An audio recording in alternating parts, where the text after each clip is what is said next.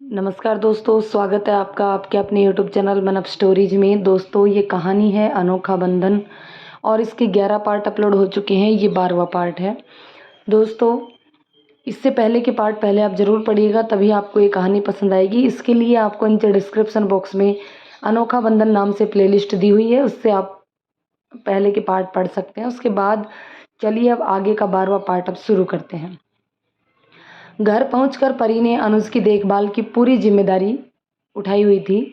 उसका खाना पीना, दवाइयाँ देना, अनुज के मना करने पर भी उसके पैर की मालिश करना, दिन रात ऐसे लगी रहती जैसे कोई तपस्या कर रही हो। खुद के खाने पीने का उसे होश ही नहीं रहता था। दादी उसे डांट कर खाना खिलाती, बिटिया सेवा करने के लिए खुद का स्वस्थ रहना भी जरूरी है। ऐसे करोगी तो जीना लाकर मुझे ही 10 बातें सुनाएगी। दादी की यह बात सुनकर उसका दिल भर आता। कैसे अभी भी घर के सभी लोग जीनल के वापस लौटने की उम्मीद लगाए हुए हैं। अनुज को अब तक किसी ने जीनल का हाल नहीं बताया था। यह भी उसकी चिंता कर रहा था, लेकिन किसी से पूछ नहीं पा रहा था। एक दिन अनुज ने मोबाइल पर मैसेज के जरिए लिखकर परी से पूछा, जीनल। परी वह मैसेज पढ़कर सोच में पड़ गई कि क्या कहे। उसे कुछ नहीं सूझा तो उसने अनुज से बहाना बना दिया कि मम्मी अभी अस्पताल में ही भर्ती है और मामा मामी उसकी देखभाल कर रहे हैं। यह जानकर अनुज कुछ कहने के लिए बेचैन हो गया। बहुत कोशिश करने पर भी जब बोल नहीं पाया तो उसने फिर से मोबाइल का सहारा लिया। तुम जाओ उसे देखो, इतना लिखते उसका फ़ोन गिर गया। परी ने फ़ोन उठाकर मैसेज देखा तो बोली, आप परेशान मत होइए, मम्मी कुछ दिनों में ही आ जाएगी। शिव जाता रहता है वहाँ उनके पास। उसने फ़ोन मांगा अपना और लिखा, मुझे जाना है। अनुज की बेचैनी देखकर परी को लगा शायद उसने अनुज से यह झूठ बोलकर बड़ी गलती कर दी है। पहले आप ठीक हो जाइए, डॉक्टर ने बेड रेस्ट बताई है आपको। यह सुनकर अनुज झुंझला कर रह गया, पर परी अनुज को ज़्यादा बात करने से बचने लगी, लेकिन उसकी सेवा वह पूरे मन से करती रही। अनुज उसको इस तरह से उसका ख्याल रखते देखकर सोचता, यही वह परी है जिसे कभी वह अपनाना नहीं चाहता था। आज उसके सबसे मुश्किल समय में वही उसका सहारा है। शायद उसकी अपनी बेटी भी इतना न कर पाती। परी की सेवा अब असर दिखाने लगी थी। अनुज के हाथ पैर में अब थोड़ी हरकत होने लगी थी। बोलने का प्रयास भी वह करने लगे थे। परी के दादाजी अनुज का कामकाज संभालते थे। परी उसमें भी उनकी सहायता करती थी। अनुज के बीमार होने का फ़ायदा उसके अन्य व्यापारी उठाना चाहते थे, लेकिन दादाजी और परी के कारण वह संभव नहीं हो पा रहा था। शिव की भी परीक्षाएं नज़दीक थी, इसलिए वह घर की परेशानियों से उसे दूर ही रखती थी। परी कपड़े तह करके अपनी अलमारी में रख ही रही थी कि तभी उसका फ़ोन बज उठा। परी ने देखा फ़ोन देवन का था। उसने कॉल एक्सेप्ट की। हेलो देव। हेलो परी, कैसी हो? मैं ठीक हूँ, लेकिन तुम्हारी चिंता है। तुम कब वापस आ रही हो? कैसी बातें कर रहे हो देव? मैं कैसे आ सकती हूँ? मुझ पर सारी जिम्मेदारियाँ हैं।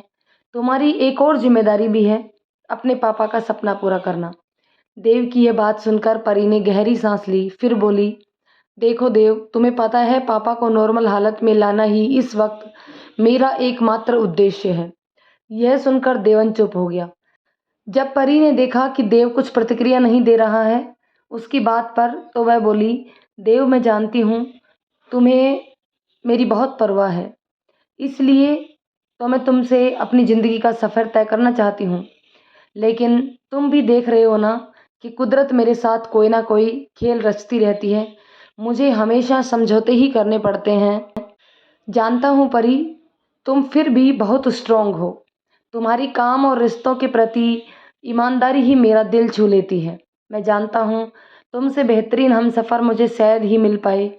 उसकी बात सुनकर परी ने मुस्कुराकर कहा, हाँ, लेकिन अभी मेरी प्राथमिकता हमारा करियर ही है। पहले सेटल हो तो जाना जाएं दोनों। देवन बोला, ओ यार, पता है वो तो। देवन जीनल के बारे में पूछना चाहता था, लेकिन उसने महसूस किया कि उसकी बातों से परी का मूड हल्का फुल्का हो गया है, तो वह फिर से उसे ख़राब नहीं करना चाहता था। उसने पूछा, ओके, अंकल की हेल्थ में कुछ प्रोग्रेस है? हाँ, पापा में मूवमेंट है। मैं आज ही उन्हें थोड़ा थोड़ा करके चलाऊंगी भी। गुड, और अपना भी ख्याल रखना। मेरा ख्याल तुम रखो, परी बोली। मैं? वो कैसे? वह भी हंसकर बोला, जैसे रखते हो, मैसेज कर कर के पूछते रहते हो, खाना खा लो परी, अब तक सोई क्यों नहीं, लेट नाइट मत जागा करो, ज़्यादा स्ट्रेस मत लिया करो, वगैरह वगैरह। परी की बातें सुनकर वह हंसने लगा और बोला, लगता है आज परी मैडम का मूड पापा में इम्प्रूवमेंट देखकर बहुत अच्छा हो गया है। परी उसकी बात सुनकर बोली, क्या करूं, अब सब एक पापा ही तो हैं मेरे पास, माँ का तो कुछ पता नहीं। और यह कहते हुए वह एक बार फिर से रुआसी हो गई। ओके ओके, अब तुम रोना नहीं, मुस्कुराती हुई मेरी परी बहुत प्यारी लगती है। तुम्हारी आवाज़ में यह खनक बहुत मिस की है मैंने, प्लीज़ रोना नहीं। उसकी बात सुनकर परी ने अपने आंसू रोक लिए और मुस्कुराकर बोली, तुम मेरे साथ हमेशा रहना देव। बोलो, दोगे ना मेरा साथ? हमेशा तुम्हारे साथ ही हूँ मैं और रहूँगा भी, प्रॉमिस। तुम भी अपना ख्याल रखना, बाय। परी बोली। बाय कहकर देव ने फ़ोन कट कर दिया। अपनी अलमारी ठीक करने के बाद परी रसोई में आ गई। दादी किसी बात पर शिव पर नाराज हो रही थी। कुछ सुनता नहीं है ये लड़का, बस अपनी जिद। परी दादी को पीछे से दोनों कंधों से पकड़कर लाड जताते हुए बोली, क्या हुआ दादी, क्यों नाराज हो रही हैं आप? नाराज मैं नहीं हो रही हूँ, तेरा भाई खुद पता नहीं किस बात पर मुंह फुलाए हुए है। दूध गर्म करके दिया, लेकिन यही बिना पिए वापस रखकर चला गया। पूछ रही हूँ तो बोलता भी नहीं है। अब मेरी बूढ़ी हड्डी में इतना दम नहीं कि उसके पीछे पीछे फिरूं। तेरी माँ ने वैसे भी काम करने की आदत छुड़ा दी है मेरी। लाचार बनाकर खुद चली गई। दादी को भावुक होता देख परी ने स्थिति संभालने का प्रयास किया। चिंता क्यों करती हैं आप दादी? मम्मी नहीं तो क्या हुआ, उनकी यह बेटी आपकी हर मुश्किल हल करेगी। आप आराम कीजिए, शिव से मैं खुद बात करती हूँ। किसका किसका ख्याल रखेगी तू, क्या क्या करेगी? दादी परेशान होकर बोली। मैं अकेली कहाँ करती हूँ दादी, आप, दादू और शिव सबका साथ भी तो है। सब ठीक हो जाएगा। लाइए दूध मुझे दीजिए, पता करती हूँ आपके प्रिंस का मूड क्यों खराब है। दादी भी मुस्कुरा दी और उसे दूध का गिलास पकड़ा दिया। परी दूध लेकर शिव के पास पहुंची, जो कि आंगन में बैठा था। शिव, क्या बात है, तुम दादी का कहना क्यों नहीं मान रहे हो? उन्हें क्यों सता रहे हो? जानते हो ना कि वह आजकल कितनी परेशान रहती हैं। चलो अब यह दूध पी लो, अपना ख्याल खुद रखना सीखो। अब शिव ने उसकी तरफ गुस्से से देखा। हाँ, मैं तो अपना भी ख्याल खुद नहीं रख पाता हूँ, किसी काम का नहीं। उसे नाराज देखकर वह उसके पास बैठ गई और बोली, ऐसा किसने कहा, तुम तो बहुत समझदार हो। तो फिर आप लोग घर की समस्याओं में मेरा साथ क्यों नहीं लेना चाहते? दादू के साथ काम में मैं क्यों नहीं हाथ बटा सकता? आप सब मुझे दूध पीता बच्चा ही क्यों समझते हैं? शिव झुंझलाकर बोला, ओह, तो ये बात है। परी दूध को एक तरफ रख फिर शिव की तरफ देखकर मुस्कुराते हुए बोली, यह अभी मुंह फेरे बैठा रहा। परी ने प्यार से उसका चेहरा अपनी ओर घुमाया घुमाया और बोली, कोई तुम्हें दूध पीता बच्चा नहीं समझता है, बल्कि तुम पर तो बड़ी जिम्मेदारी है। प्लीज़ दी, आप अपनी बातों में मत बहलाओ मुझे। शिव बोला, अरे मैं क्यों बहलाऊंगी, तू बेटा है इस घर का, तुझे ही पापा का सारा काम देखना है, उनका सहारा बनना है। मैं तो आज हूँ, कल पराए घर चली जाऊंगी। शिव अब भी मुंह ही फुलाए था। तब परी बोली, देखो शिव, तुम्हारी अभी पढ़ाई पूरी नहीं हुई है, तुम्हें उस पर कंसंट्रेट करना है। अगर इस समय तुम घर की उलझनों में फंसोगे तो तुम्हारा भविष्य बिगड़ जाएगा। पापा को यह बिल्कुल अच्छा नहीं लगेगा, और मम्मी को भी। यह कहते हुए वह भावुक होने लगी और उसकी आंखों में आंसू आ गए। तो शिव ने उसके आंसू पोंछे। सॉरी दी, मैं अब आपको और किसी को भी घर में गुस्सा नहीं करूँगा। तो फिर यह दूध पीकर दिखा। परी गिलास आगे बढ़ाते हुए बोली, दी, मम्मा कब आएंगी? कैसे आएंगी? आ तो जाएंगी ना? शिव ने पूछा। तो परी गंभीर होकर बोली, शिव, मैं वहाँ गई थी जहाँ एक्सीडेंट हुआ था। सच तो यही है कि कुछ कह नहीं सकते। तुझे भी हिम्मत दिखाकर सच का सामना करते हुए नॉर्मल रहना है। अगर हम कमज़ोर पड़े तो हमारे बड़े भी टूट जाएंगी। नहीं दी, मैं अब अपना परिवार और टूटने नहीं दूंगा। That's like my strong brother. चल अब यह फिनिश कर, मैं पापा को भी थोड़ा चलने में कोशिश करती हूँ और तुम अपनी पढ़ाई करो जाकर। ओके दी। शिव ने दूध का गिलास फौरन गटक लिया और अपने कमरे में चला गया। परी कमरे में ही अनुज को हाथ पकड़कर चलाने का प्रयास करने लगी। अनुज थोड़ा चले, उन्हें बहुत अच्छा लगा। कुछ कदम चलवा कर उसने अनुज को बैठा दिया। यह और चलना चाहते थे तो परी बोली, थोड़ा थोड़ा पापा, एकदम से जोर मत दीजिए। अनुज कुछ कहने का इशारा करने लगे तो परी ने उन्हें मोबाइल दिया। अनुज ने मैसेज करके कहा, मैं भी दुकान जाऊंगा। दुकान अभी कैसे जा सकते हैं आप? परी बोली।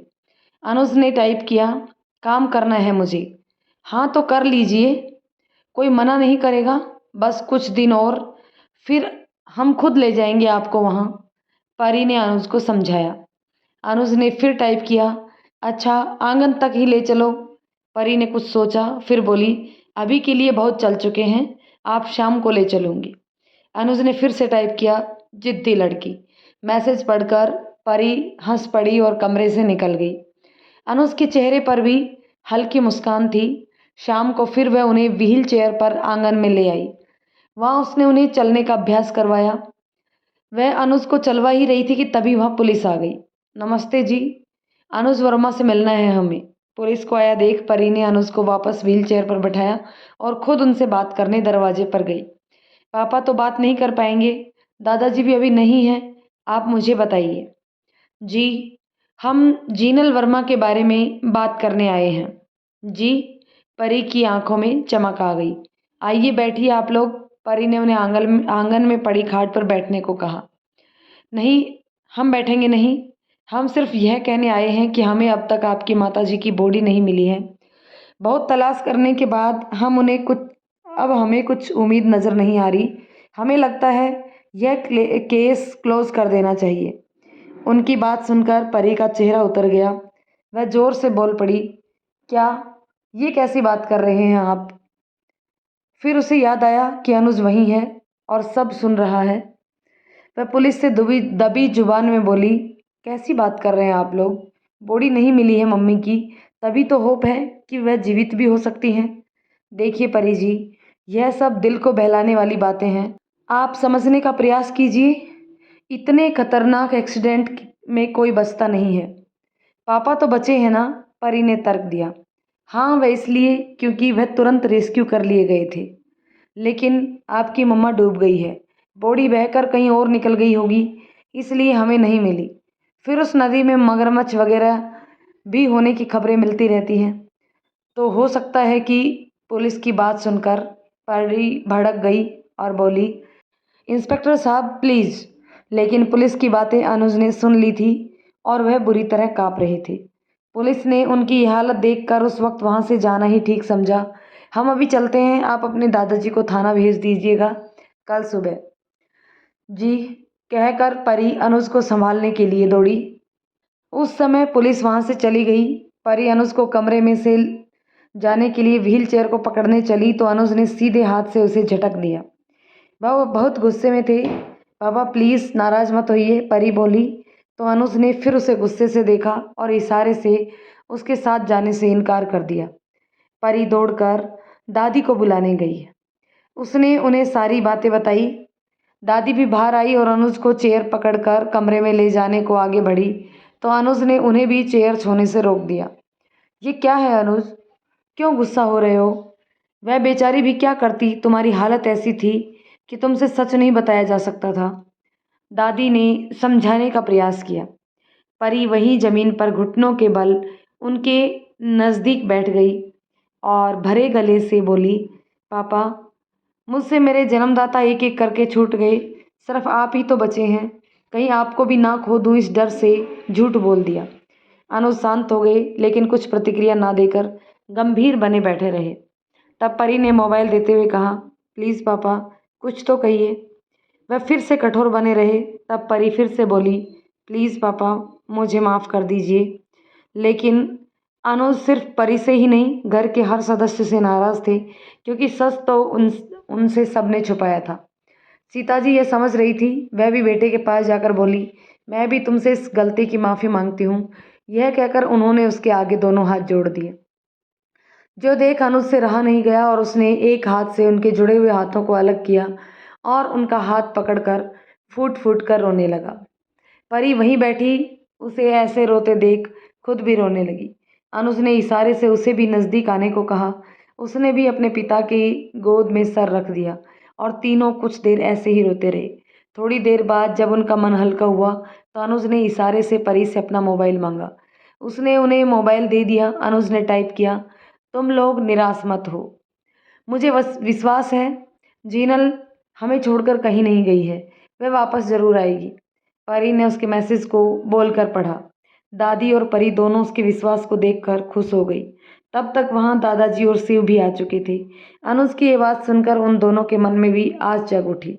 दादाजी बोले, अनुज ठीक कह रहा है, हमें निराश होकर नहीं बैठना चाहिए, हमें बहू की तलाश अपने स्तर पर भी करनी चाहिए।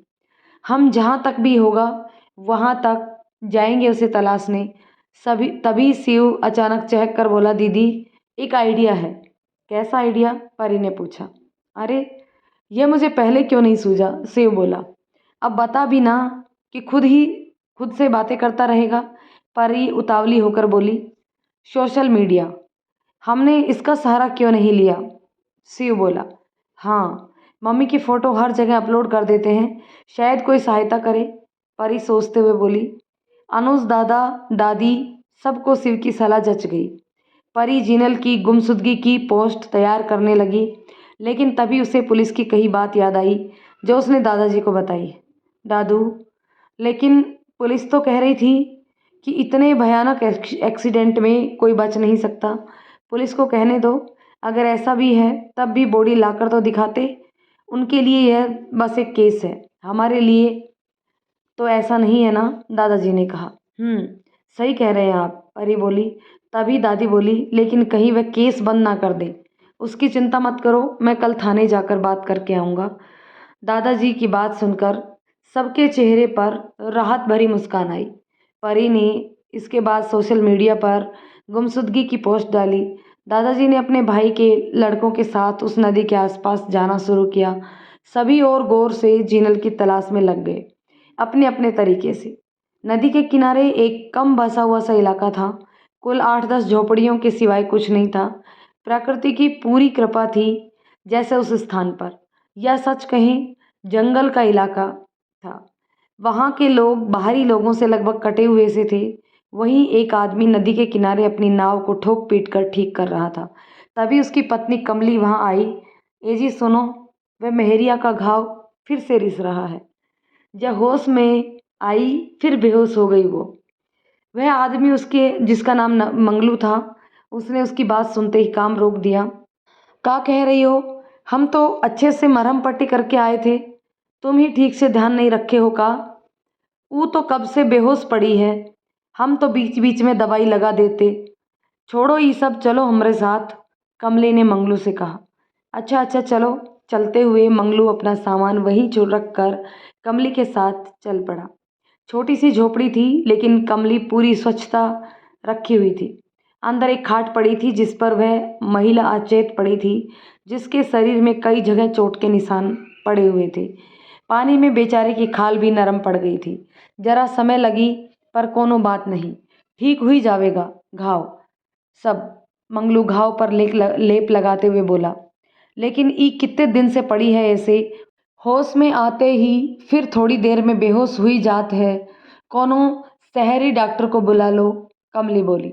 अरे कमली तू चिंता मत कर, कमजोरी के कारण बेहोशी आ रही होगी। हम वैद्य जी से जड़ी बूटी पूछ कर सब अच्छे से अच्छी दवा दिए हैं, तुम इसको खाना पीना इसके होश में आते ही देती रहो बस, मंगलू उसे समझाते हुए बोला। कमली उसकी बात से आश्वस्त हो गई। फिर कुछ सोचते हुए बोली, बेचारी को उसके घर वाले भी तो ढूंढते होंगे, अच्छे घर की लगती है। हाँ वह तो है, पर क्या कर सकते हैं, होश में तो आए तब तो कुछ पता करें।